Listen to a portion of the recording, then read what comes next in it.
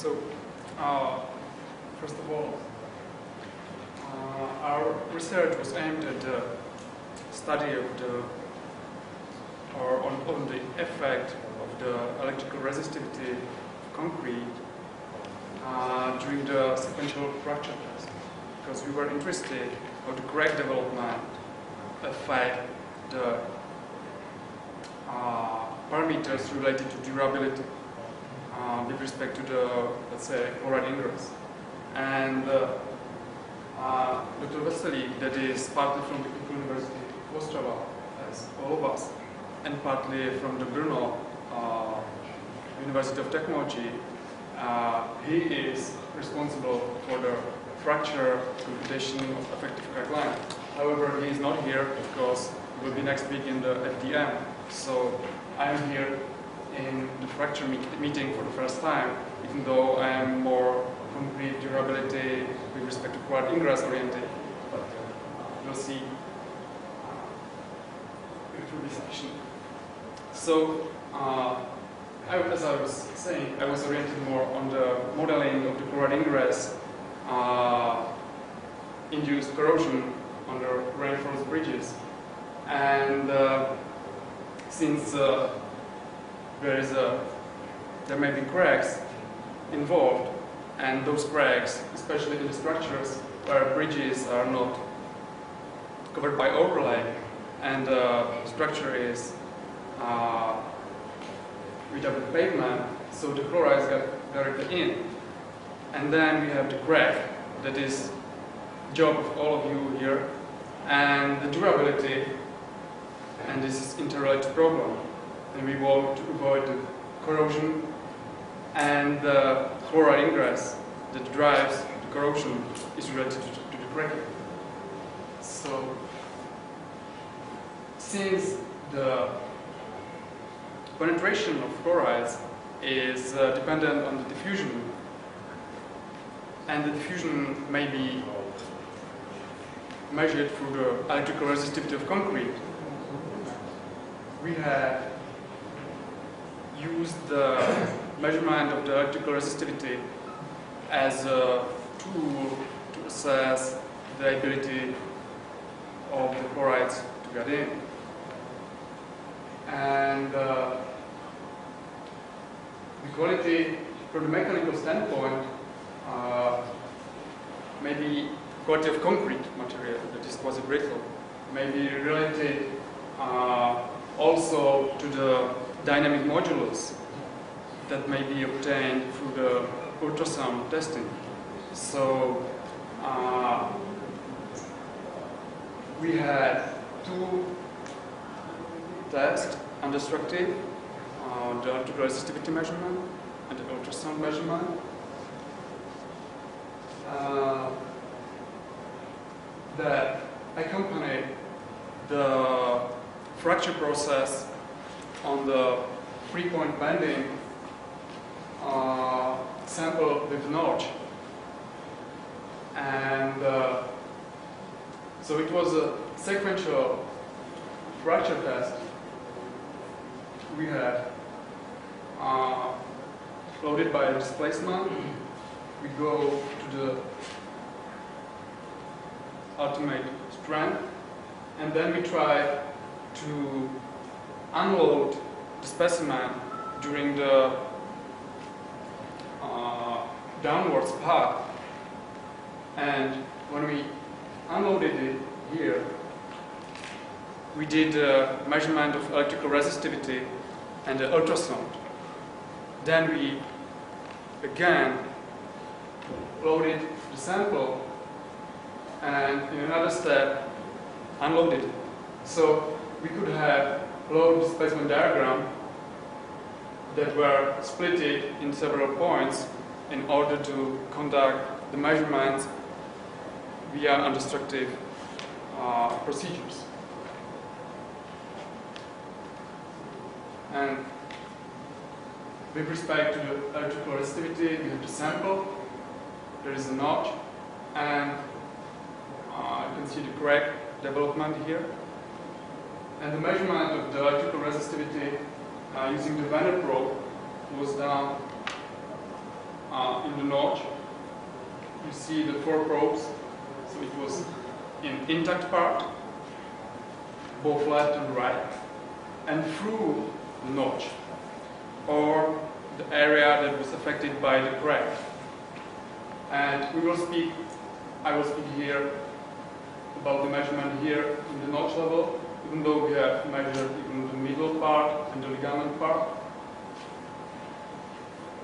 And we have compared the measurement of the resistivity of the intact parts and the part affected by the crack between the fracture test and during the cycles of the fracture test.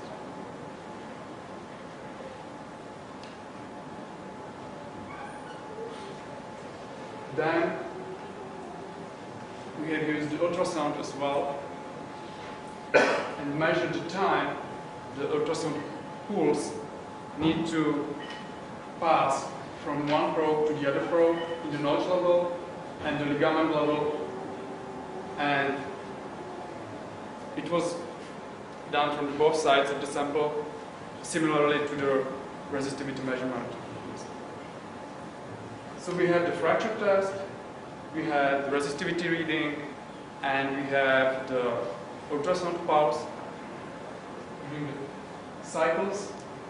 And Dr. Vesely used the Naughton-Karihalu model in order to compute the effective crack length based on the compliances derived from the low displacement diagrams. So we had, our aim was to compare the effective crack length and the undestructive measurement to see how they correlate.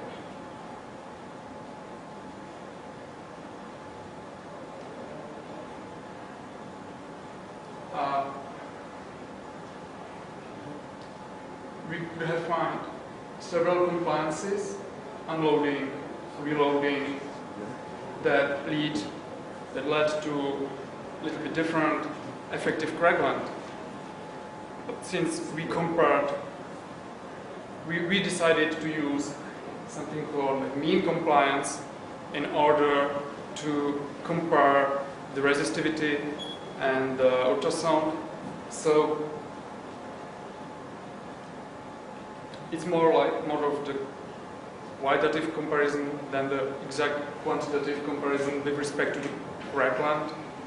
So we decided to be consistent and use the average mean value from between the reloading and unloading. So this is the unloading, reloading, and we use something called mean compliance in order to evaluate the equivalent crack length.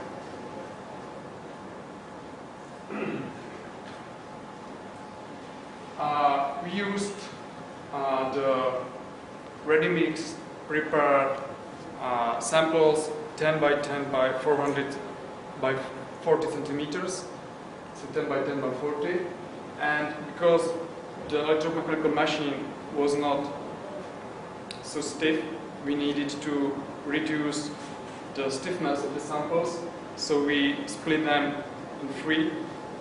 So the sample size was 100 millimeters with 25 or so, and then length 400 millimeters. And from one sample we created three different notch sizes. Starting at 10 millimeters, this is relative notch size, so 10 millimeters, 30 millimeters, 50 millimeters. And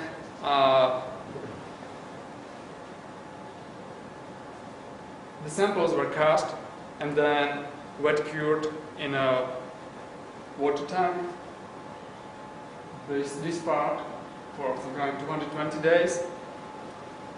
Day before testing, we remove it from the bath, then cut it and let it dry. So we would have dry surface.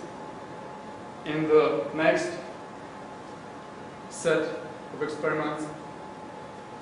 We keep it in a bath, sliced it, and then return it back into the bath.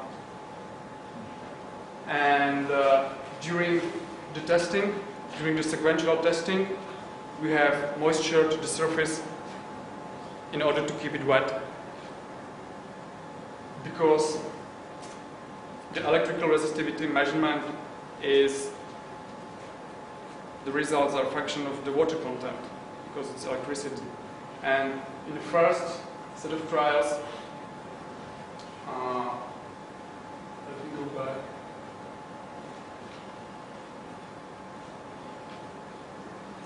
We have experienced with a problem here because the electrical conductivity between the probe and the concrete was maintained by the wet sponge. And it's good if you do the resistivity measurement once, but because we have repeated that, we have increased the water content on the surface. Thus, the resistivity decreased during the sequences because of the increased water content. And so this was the reason we went to the wet curing during the testing in the next stage. And I will get back to that later.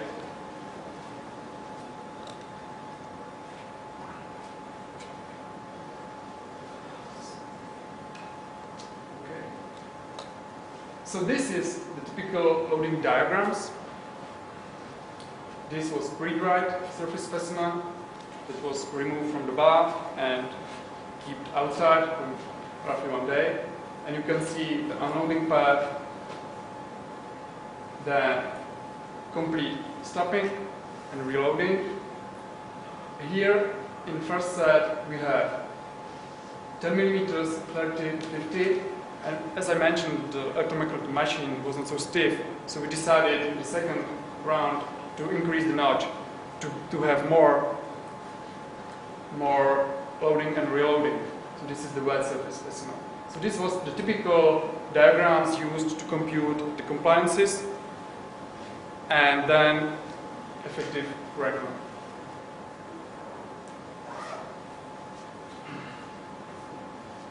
These are the results of electrical resistivity. On the horizontal, relative effective crackland, 2 minutes, okay. And on the vertical, resistivity difference. And the difference was computed between the intact edges and the middle. And we compute the difference because we had increased the water content. Thus, we decided to find the difference. And if the surface was pre-dry, we observed slight increase of resistivity of the dry surface with crackling. While if it was wet, we have not seen the increase of the resistivity or decrease. Here it should be decrease because we have water there.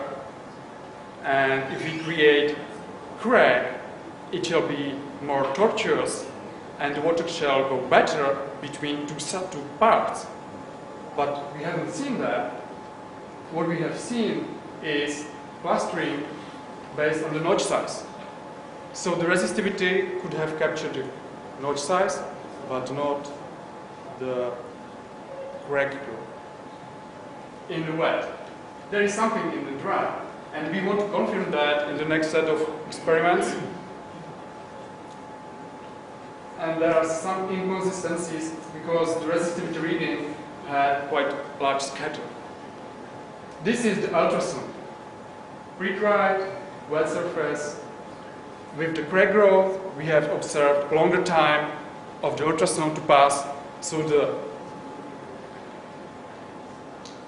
ultrasound could have capture the problem with the integrity, and the resistance, electrical resistance, could have captured it with dry surface, not with wet surface. So we have conducted sequential fracture test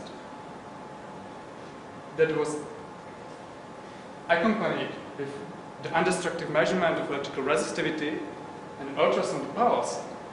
And we have seen that the ultrasound could capture the integrity problems, but the resistivity reading in wet part was not able to capture them. And it may be related to the size of the crack opening, because the chloride ingress is related to the crack width. And if the cracks are lower than 30 micrometers, the chlorides don't go through. If they are bigger than 80 micrometers, they can go through the crack. So we came up with a hypothesis that the resistivity could find the size effect, and then we're back to the durability, because we are interested in the chlorides and the corrosion. If the cracks are too narrow, the chlorides cannot go in. And if the resistivity if there will be correlation with thicker cracks and resistivity reading, and not with thinner, then it's expected answer. But we didn't get to that yet, because we didn't compute the crack width, which is our future work. Thank you very much.